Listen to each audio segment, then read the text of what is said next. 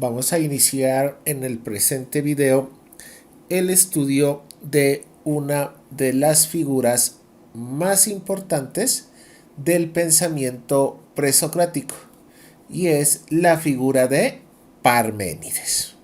¿Listo? Para muchos el filósofo presocrático más importante y para muchos la base sobre la cual se articula el pensamiento filosófico occidental, porque de las ideas de él se sostiene el andamiaje filosófico de Platón. Entonces vamos a profundizar un poco en su modelo filosófico, un poco más complicado que lo que hemos visto hasta ahora, pero trataremos de hacerlo de la forma más clara posible. Cuando hablamos de Parménides, siempre utilizaremos el de, y en este caso es Parménides de Elea, ¿no? Entonces muchos terminan pensando que de Elea es el apellido. ¿Listo? Entonces aquí hay que hacer una referencia y es la siguiente. Si nosotros nos ubicamos en el mapa de Grecia, nosotros encontramos tres regiones, ¿no? Tenemos una región 1, que es esta, que es la Grecia continental. Tenemos una región 2, que es esta, la Grecia asiática, o lo que hoy se conoce como Turquía. Esto en esa época también hacía parte de Grecia. Y tenemos la Grecia itálica, ¿sí? Todo el sur de Italia también hacía parte de Grecia. Entonces Grecia era todo este gran conjunto. ¿Listo? Los primeros filósofos vivieron en esta ciudad que se llama Mileto. ¿Quiénes vimos ahí? A Tales, a Anaximandro y a Anaxímenes. ¿Listo? Los tres vivieron en Mileto. Miren que queda muy lejos de Atenas. Toca pasar todo el mar para llegar. La lejanía es muy grande. ¿Listo? Porque pertenecen a la Grecia asiática. Que esto en esa época se llamaba la Jonia. Ese era el nombre que recibía. Por eso nosotros a estos filósofos los conocemos con dos nombres, ¿no? Los llaman o los jonios, por la región a la que pertenecieron, o se los llama también los milesios. Pues porque Milesio es el gentilicio de los que vivían en Mileto. Aquí tenemos el lugar donde nace Heráclito, que es Éfeso. Por eso también él tiene, ¿no? Heráclito de Éfeso. ¿Sí o no? Ahí está, Heráclito de Éfeso. Aquí tenemos a Pitágoras, ¿no? Entre Samos y el sur de Italia. Acuérdense de su vida, ¿no? Tenemos también aquí a Anaxágoras, que es un filósofo que veremos posteriormente. Él nace en Clasomene. Aquí tenemos a Demócrito y el átomo, que nace en una ciudad que se llama Abdera. Tenemos a Empédocles, que nace en una región que se llama Agrigento. Y tenemos al filósofo que nos interesa el día de hoy, que es Parménides, que vive en esta ciudad, junto con su discípulo Zenón. ¿Listo? Los dos viven aquí. Elea. Entonces de ahí viene el de Parménides de Elea, porque es la ciudad donde él vive. Los que están en amarillo son filósofos presocráticos. Los que están en rojo en este mapa son los filósofos más importantes de Grecia, que se llaman los filósofos clásicos, ¿no? Platón y Sócrates, que nacen en Atenas, Aristóteles, que nace en Estagira, pero debido a su relevancia termina trasladándose a Atenas, ¿no? Y tenemos en verde otros filósofos que se llaman los filósofos helénicos, que los estudiaremos después de que hayamos estudiado a Platón, a Sócrates y a Aristóteles. Entonces, como ustedes se pueden dar cuenta, en el pensamiento presocrático existen como 4 lugares, 4 regiones diferentes en donde se desarrolló su pensamiento filosófico como tal. La primera de esas regiones es como lo vimos en el mapa, lo que corresponde a la región de Mileto. ¿Listo? A la región de Mileto como tal. ¿Listo? Como ya lo dijimos, es la sede de la escuela jónica o de la escuela de Milesio. Y ahí tenemos tres autores, Tales, Anaximandro y Anaxímenes, ¿no? Tales, que ya lo estudiamos, que para él el arjé de las cosas era el agua. Anaximandro, que nos enseñaba que el arjé de las cosas es tu apeirón, o sea que es totalmente indefinido. Y Anaxímenes, que nos enseñaba que todo se reduce a aire, ¿no? Y aquí tenemos tres modelos de pensamiento que responden a una sola pregunta, que es la que nos estamos planteando en estos videos de esta colección, ¿no? Que es la pregunta por el arjé o por el principio de las cosas, ¿no? Entonces estos filósofos, ¿qué es lo que se van a preguntar? ¿De dónde surgen las cosas? Para Tales, todo viene del agua. Para Anaximandro es indefinido. Y para Anaxímenes, todo es aire como tal.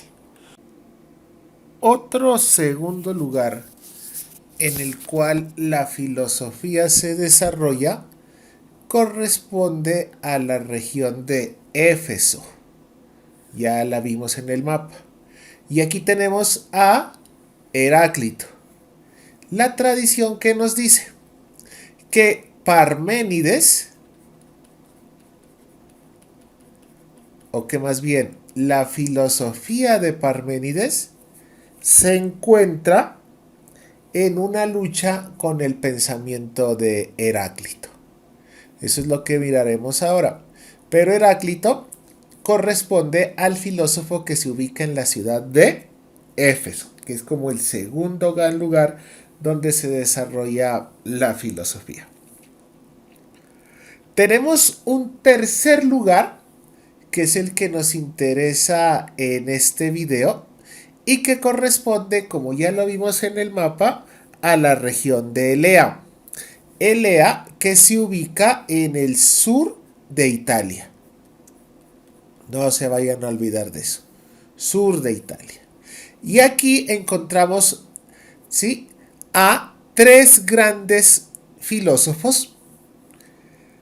Uno que se llama Genófanes. El segundo, que es el que nos interesa a nosotros, Parménides. Y el tercero, que es Zenón. Aquí vamos a estudiar en este video la relación que existe entre Genófanes y Parménides, porque algunos dicen que Parménides es discípulo de Genófanes, otros dicen que son totalmente diferentes. Entonces vamos a ver esa relación, ¿listo? Pero la escuela eleática la vamos a sintetizar en estos dos autores, que serían Zenón y Parménides. Y un último gran lugar, y yo creo que posiblemente el lugar más importante de la filosofía en Grecia, que correspondería a la región de Atenas como tal. ¿Listo? Aquí es donde la filosofía va a llegar a su mayor desarrollo. ¿Listo? En Atenas la filosofía va a vivir, si usted se quiere decir así, su edad de oro. Y vivirá su edad de oro cuando aparezcan estos tres grandes filósofos: Sócrates, Platón y Aristóteles. Sócrates, que es maestro de Platón, y Platón, que será maestro de Aristóteles. Pero aquí la filosofía con estos tres grandes filósofos llega a su máximo desarrollo. Por eso, en este periodo, cuando aparecen Sócrates, Platón y Aristóteles, a la filosofía que se da en Grecia se la llama la filosofía clásica. Entonces, cuando escuchemos nosotros los clásicos griegos en filosofía, son estos tres: Sócrates, Platón y Aristóteles en filosofía. Porque también hay clásicos griegos en la literatura, ¿no? Pero en filosofía, como tal, son estos tres autores. Pero a nosotros, la ciudad que nos interesa el día de hoy en el presente video, como ya lo hemos dicho, es la región que corresponde a Elea, que es toda esta región de aquí. ¿Listo? Y su ciudad capital, que está aquí, que es Elea, que es como tal un puerto marítimo. En ese sentido, la ciudad de Elea aparece fundada en la costa de lo que en esa época se llamaba Lucania. Lucania es esta región. ¿Listo? Es esta región que está aquí. Esta es la Lucania. Y como ya lo hemos dicho, pues se está muy cerca del sur de Italia. ¿Listo? Del sur de Italia como tal. Se calcula aproximadamente, o sea, todo esto es aproximado, ¿no? No se tienen datos exactos como tal. Se dice que aproximadamente Elea se funda entre el año 540 y 539 antes de Cristo. Pero a pesar de que es una fundación muy tardía, su desarrollo es muy rápido. Su desarrollo es muy rápido. Y la razón es clara, ¿no? Aquí está, es un puerto marítimo, el comercio es muy intenso y esa prosperidad económica pues da una prosperidad política, social, a todo nivel, que hace que Lea se convierta con el tiempo en una región o en una ciudad muy importante. Tan importante que con el tiempo habitantes de otras regiones, ¿sí? Sobre todo habitantes de esta región, de la región de Focea, ¿sí? Se vienen a vivir a Elea. Y ellos se encargaron de darle una gran tradición comercial, pero al mismo tiempo intelectual. Los habitantes de Focea eran gente con mucho dinero, eran comerciantes. Al llegar a Elea traen esa tradición y convierten a esta ciudad de Elea en un centro comercial. Pero también era gente muy probada, intelectualmente muy formada, y toda esa formación académica también la traen a Elea y convierten a la ciudad de Elea también en un centro intelectual. Eso se lo debemos a estos habitantes de la región de Focea. Si usted mira como tal la región de Elea, ¿sí? La región de Elea está muy cerca de donde se desarrolló el pensamiento pitagórico. Por lo tanto, la región de Elea tiene una fuerte influencia del pitagorismo. ¿Sí? Aquí el pensamiento pitagórico es muy conocido en Elea. Y ese pensamiento pitagórico es ampliamente extendido en esta región. Es más, muchas doctrinas de los filósofos de esta época están impregnadas por el pensamiento pitagórico. Pero el error que nosotros no podemos decir es que, como la influencia de Pitágoras es muy grande, entonces el pensamiento de Parménides también se encuentra influenciado totalmente por el pitagorismo. ¿Listo? No lo podemos decir.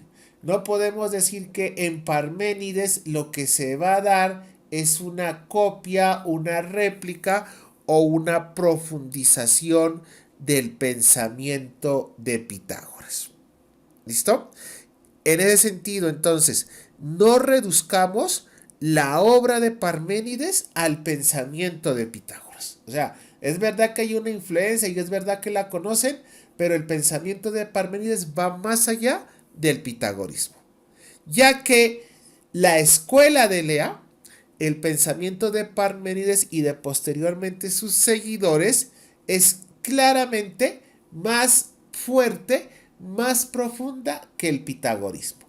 Por lo tanto, el pensamiento de Parménides trasciende el pitagorismo, aunque no podemos desconocer que existen elementos que los conoce, los toma como punto de referencia, como punto de reflexión. Y el pensamiento de Pitágoras trasciende el pitagorismo hasta el punto de llegar a configurar un pensamiento distinto al pensamiento pitagórico. En ese sentido, el elemento más importante que nos permite a nosotros diferenciar a Pitágoras de Parménides está justamente en el interés de este video. Y es que el pensamiento de Parménides rechaza de una manera contundente la metafísica pitagórica. No se olviden que la metafísica pitagórica estaba basada en los números. ¿Listo? Y en ese sentido, Parménides no acepta esa concepción del origen de las cosas en los números. Ahora sí, no podemos negar también que Parménides sí rescata algunos elementos del pensamiento pitagórico. ¿Listo? Sobre todo estos. Para Parménides es clarísimo que la filosofía es un ejercicio eminentemente racional. Entonces el papel de la razón es importante. Y otro gran elemento que retoma el pensamiento de Parménides, que es herencia del pitagorismo, es la ascesis.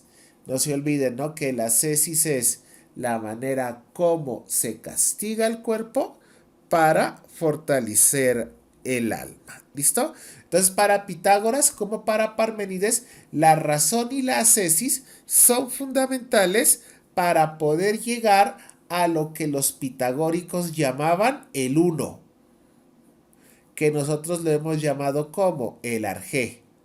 ¿Sí? Ese primer elemento a partir del cual surgen todas las cosas. Parménides también busca el arjé de las cosas, pero no lo reduce al uno como lo resumía el pensamiento de los pitagóricos. ¿Listo? Entonces, tal era también, antes de continuar, el prestigio de la ciudad de Elea, ¿sí? Elea, como ya lo hemos dicho, es una ciudad muy prestigiosa, tanto en lo económico como en lo intelectual, que venía mucha gente de otros lugares a vivir aquí. Ya lo acabamos de ver, los habitantes de Focea, por ejemplo.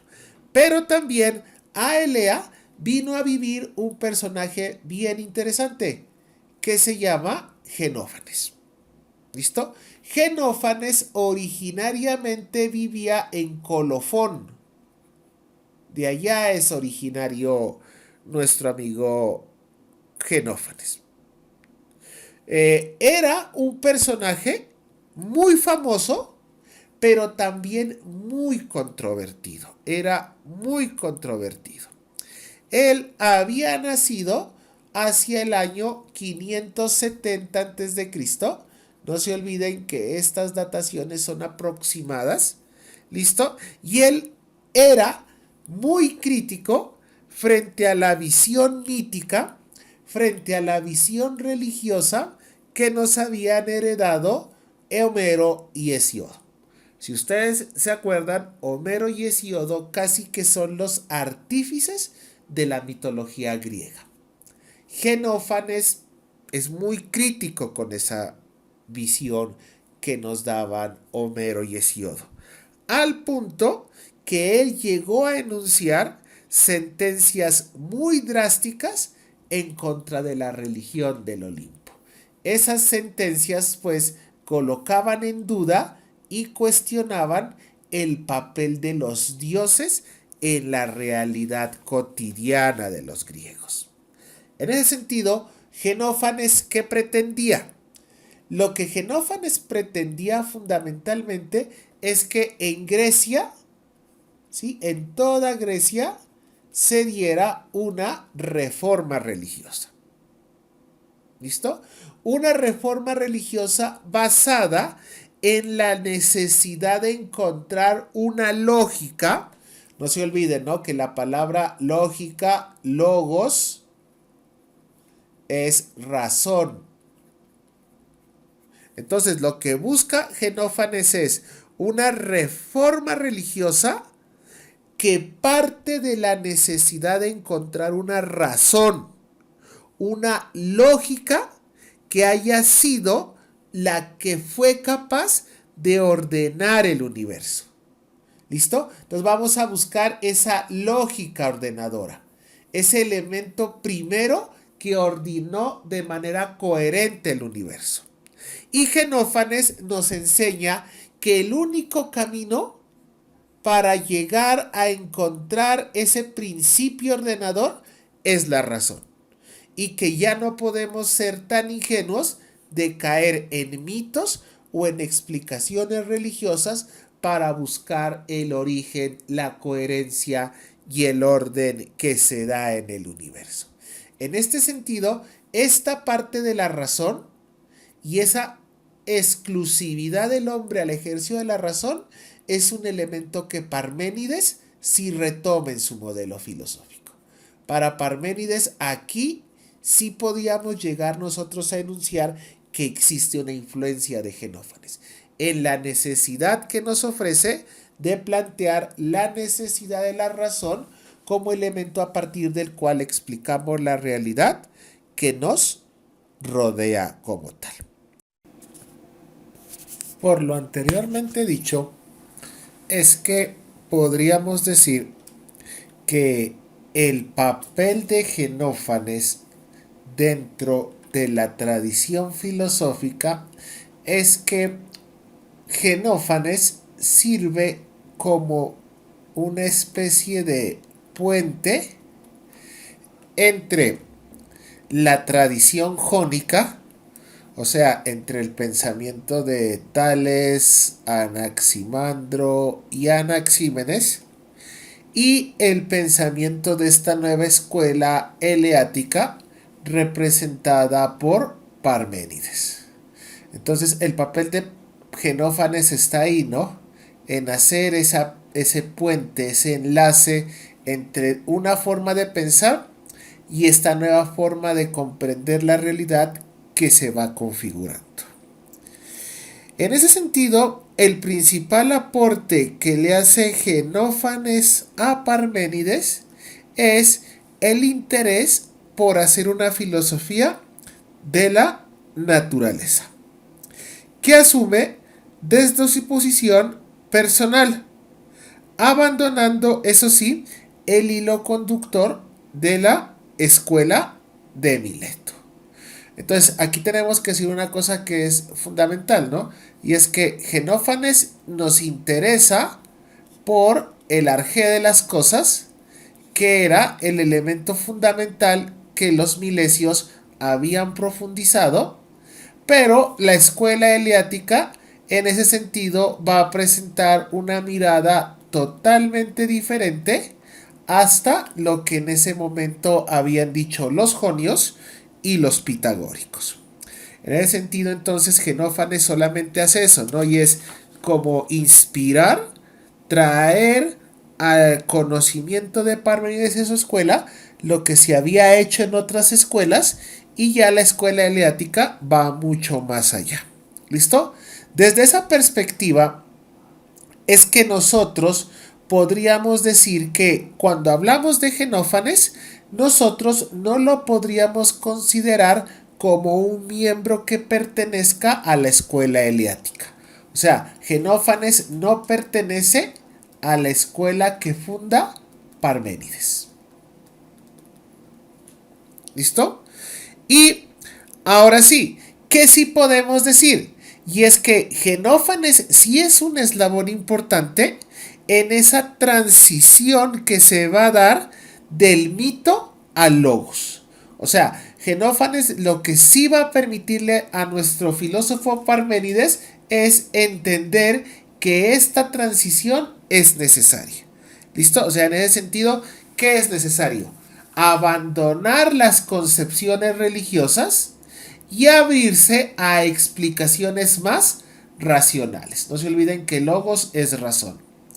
Desde ahí, Genófanes sí nos ayuda a los filósofos de ese tiempo a entender el papel de la razón.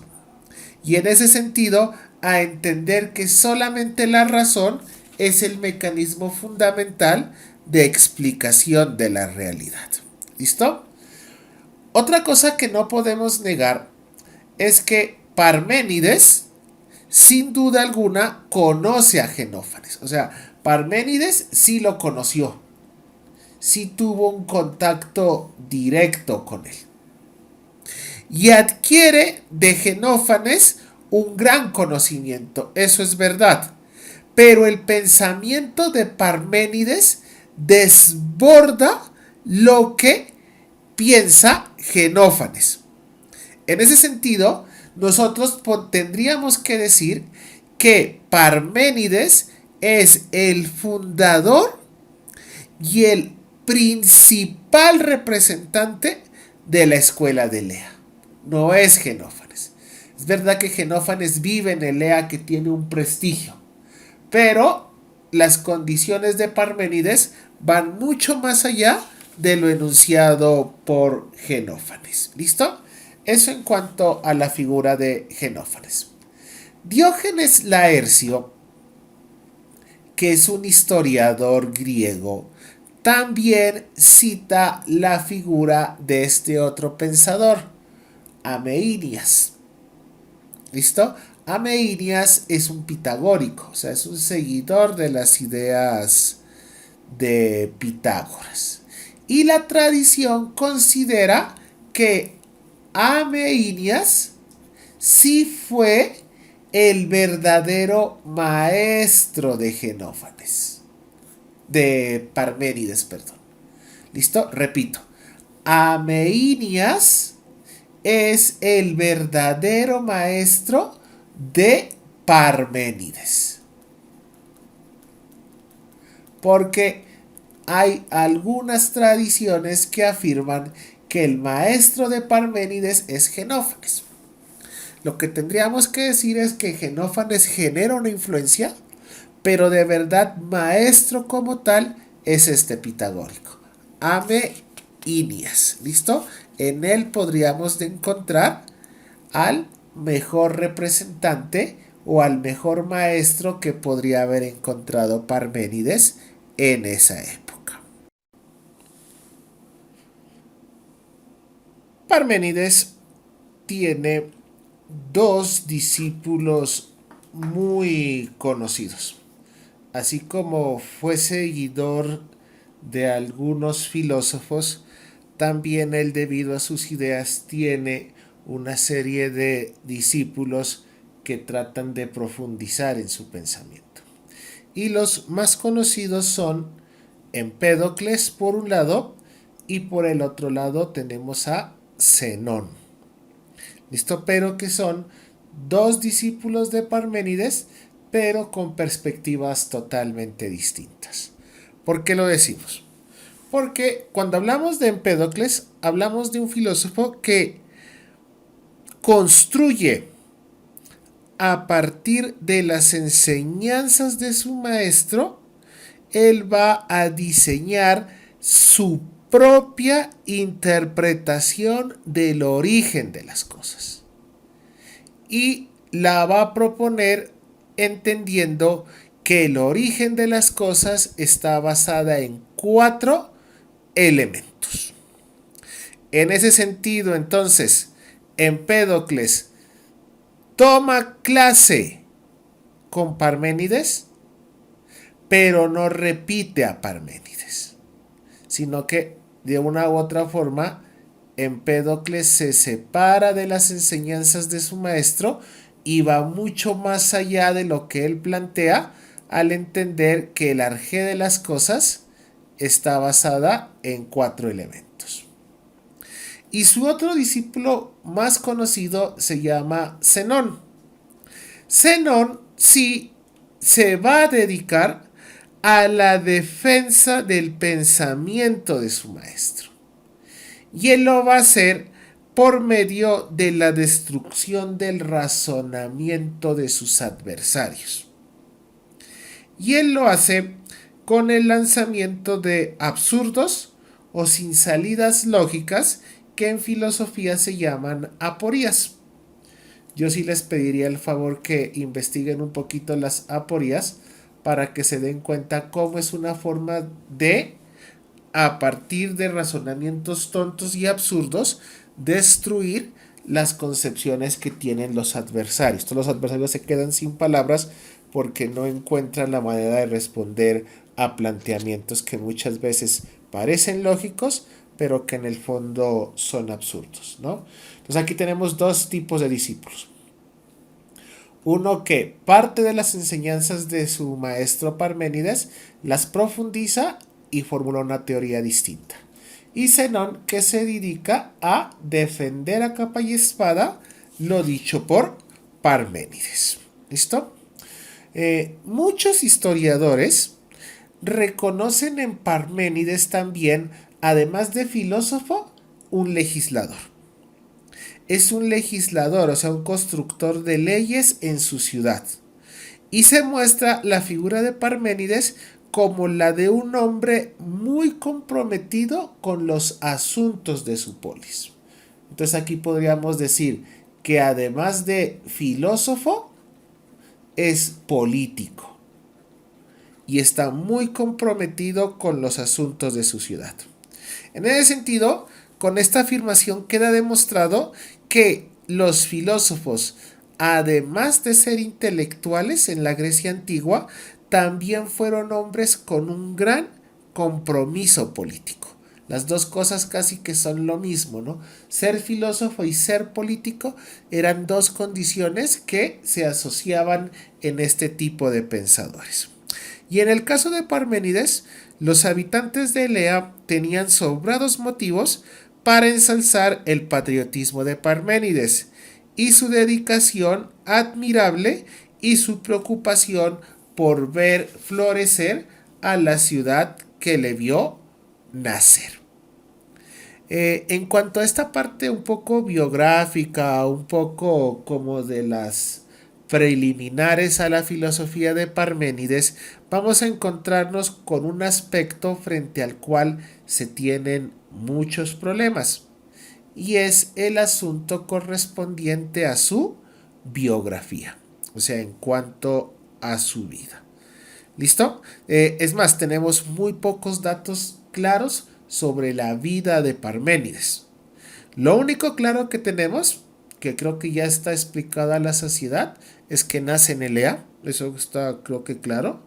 Ya lo tenemos muy claro. Está al sur de Italia. Y que en esa época también a la Elea se la llamaba la Velia, o esa región era la Velia. ¿Listo? También que sabemos que su papá se llamaba Pires. ¿Sí? Ese es el nombre de su padre. De su madre no se sabe exactamente el nombre. Y que Parménides perteneció a una familia económicamente muy prestante, o sea, rica, y que perteneció políticamente a la nobleza de su tiempo. Esas son como características de su vida como tal, ¿no? Diógenes Laercio, que ya lo hemos nombrado varias veces, Diógenes Laercio, que es un historiador de esta época, nos transmite dos informaciones muy diferentes de quién fue su maestro. La primera dice que primero fue alumno de Genófanes, a quien no siguió, y luego siguió a Aminias, que era un filósofo pitagórico. Y la segunda, que fue discípulo de Anaximandro. De entrada, nosotros desechamos esta. Es imposible que Parménides haya sido discípulo de Anaximandro. Y nosotros no estaríamos muy de acuerdo en afirmar que fue alumno de Genófanes. Entonces esta parte creo que no. Esta queda muy clara. Sí, fue discípulo de Aminias. A Genófanes lo conoció, pero no creo o no creemos que haya ido a su escuela como tal. ¿Listo? De ahí en adelante, todo lo que se diga sobre Parménides en cuanto a la fecha de nacimiento y a su fecha de muerte son un completo misterio. Hay muchas opciones, pero no hay una unidad que nos permita decir esta fue la fecha en que nació, esta fue la fecha en que murió. Lo único que podríamos decir es que la vida de Parménides transcurre a lo largo del siglo V a.C. ¿Listo? Pero ya una fecha exacta de nacimiento y muerte, no la tenemos. Hay especulaciones. ¿Listo? Otro elemento que se tiene muy claro es las obras de Parménides. ¿Listo? Y la tradición, ¿qué nos dice? La tradición nos dice que él solamente escribió una obra. Solamente escribió una obra. Esta obra se llama Sobre la naturaleza. Y si usted se da cuenta, este nombre es el nombre que se le daba a todas las obras en esa época. La mayoría de filósofos que hemos estudiado tienen un libro titulado así. Pero ¿cuál es la diferencia con los anteriores? Que de este sí se tiene la mayor parte del texto. De este sí tenemos la mayor parte del texto. Por eso podemos decir con toda seguridad que la obra sí se tituló así, Sobre la naturaleza. Eso no lo podemos negar porque tenemos la mayor parte del texto. En el vínculo que encuentran en la descripción de este video van a encontrar un enlace que los lleva a ese texto. Yo les pediría el favor que pausaran aquí el video, se fueran a leer el poema, porque es una especie de poema, y después volvieran para que traten como que una vez teniendo una idea de lo que dice el texto, entenderlo a partir de lo que se va explicando. ¿Listo? Ese libro, ese poema sobre la naturaleza, tiene 3 partes. ¿Listo? Ese poema tiene 3 partes. Es verdad que no se conserva la obra en su totalidad, exactamente toda no, pero sí la mayoría la tenemos. Entonces, como tenemos la mayoría de los textos, podemos decir que esa obra tiene 3 partes. La primera, que es un proemio, para los que tienen dificultades con el proemio, con la palabra proemio, digamos introducción, ¿sí? Es una introducción. La segunda parte se llama, no es la vida, es la vía de la verdad. Y la tercera parte es la vía de la opinión. ¿Listo? Esas son las 3 partes en las que se divide este poema de Parménides titulado Sobre la naturaleza. Cuando nosotros nos acercamos a la introducción, cuando nosotros nos acercamos al proemio de esta obra, ¿qué vamos a encontrar aquí fundamentalmente? En la introducción lo que vamos a encontrar es la descripción del viaje que hace un joven. En este caso, pues parece a todo dar que ese joven es el mismo Parménides. Entonces, en ese premio se describe el viaje de Parménides hasta llegar a la presencia de la diosa de la verdad. Esto es un camino que recorre. Yo por eso les pido el favor de que lean el texto para que lo entiendan. Y es ese camino que lleva a Parménides a encontrar a la diosa de la verdad. La segunda parte, que se ha titulado La vía de la verdad, aquí ya una vez que se ha encontrado con la diosa, esta diosa de manera generosa y gratuita le muestra a Parménides el camino auténtico para llegar a la verdad. que es el camino de la razón, ¿no? Me adelanto un poco, pero para que lo vayamos entendiendo, ¿no? Entonces, la vía de la verdad es la vía de la razón, que según el poema es el único camino auténtico para llegar a la verdad. Y la tercera parte, que se llama la vía de la opinión, en donde a nuestro filósofo, a Parménides, se le muestra el camino de las apariencias, el cual muchas veces es fuente de error. Y así como la vía de la verdad era el camino de la razón, que nos lleva a la verdad como tal, la vía de la verdad nos va a mostrar el camino que sigue el hombre cuando se deja guiar por los sentidos. Y según el poema, cuando los hombres se dejan guiar por los sentidos, cometen errores. Por eso, cuando utilizamos los sentidos, lo único que podemos tener son opiniones de las cosas, puntos de vista. No se olviden que la opinión en griego se escribe doxa como tal. ¿Listo? A simple vista, y si no lo han leído todavía, pareciera que este texto al que nos encontramos fuera un texto muy fácil de comprender. Pareciera un cuentico, pues, de un señor que va caminando, de una diosa que se le encuentra y que le comienza a explicar. ¿Listo? Pero las diferentes lecturas y las diferentes interpretaciones que se han hecho sobre el léxico y sobre el contenido de este poema han sido a lo largo de todos estos siglos tan diferentes, tan dispares y en cierto caso hasta contradictorias, que muchos han denominado a esta obra, el poema de la verdad, el poema de Parménides, como la obra filosófica de la antigüedad más compleja y más difícil de comprender. ¿Sí? Y en eso creo que los que ya la leyeron se dieron cuenta, que no es nada fácil de entender.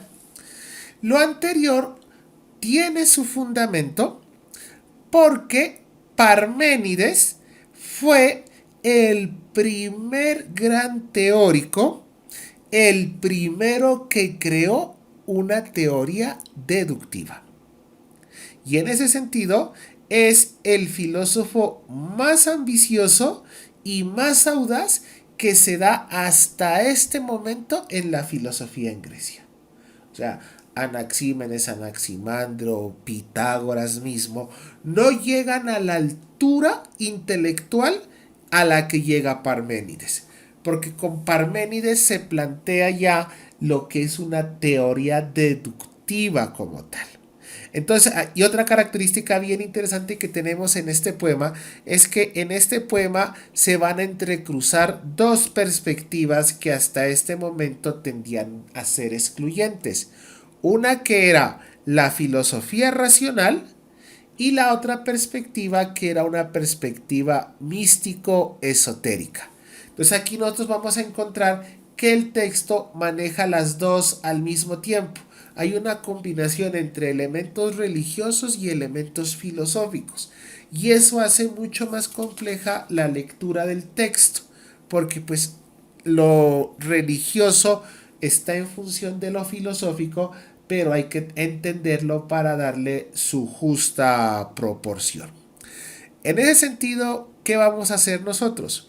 Vamos a hacer una breve presentación de cada una de las partes de este poema. Vuelvo y le insisto, para mí sería importante que antes de seguir en este punto, usted leyera el poema o lo tuviera impreso y fuera marcando las partes del poema mientras yo las voy explicando, ¿no? Entonces vamos a hacer una breve presentación de cada una de las partes del poema, iniciando pues obviamente con el premio, que también nosotros lo llamamos la introducción.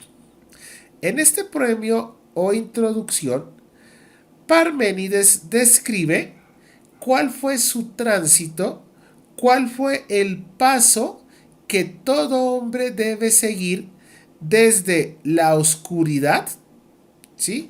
Y aquí la oscuridad del poema, el poema dice que andaba a oscuras, la oscuridad es el símbolo del error. ¿Listo? Entonces el poema, el premio, ¿qué es lo que narra? Lo que narra. Ese paso de los hombres que andan en el mundo de la oscuridad al mundo de la luz. Y aquí la luz es el símbolo de la verdad.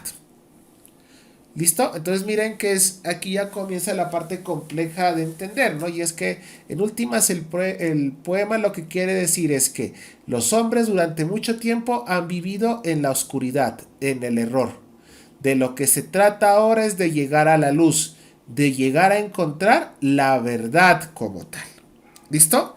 Pero para describir este paso de la oscuridad a la luz, del error a la verdad, Parménides lo hace a través de una escritura oracular. Ya, acuérdense de la palabra oracular, ¿no? Cuando la vimos en el pitagorismo como tal, no tiene ese sentido adivinatorio, religioso. Y además de tener una escritura oracular, es una escritura mistérica. O sea, con rasgos, ¿no? Como de lo profano, de lo sagrado, de eso que no se puede conocer, que es un misterio para las personas. Entonces, en esa escritura oracular y mistérica se narra este paso de la oscuridad a la luz. De eso habla el proemio. ¿Qué denota esto? Esto denota que Parménides tenía un interés muy particular en el proemio. O sea, el proemio está escrito así por una razón muy específica. O en otra perspectiva, el proemio está escrito así porque Parménides tenía una intención muy específica. ¿Y era cuál? Y es que Parménides pretendía que el proemio tuviera la importancia y la seriedad de una revelación religiosa.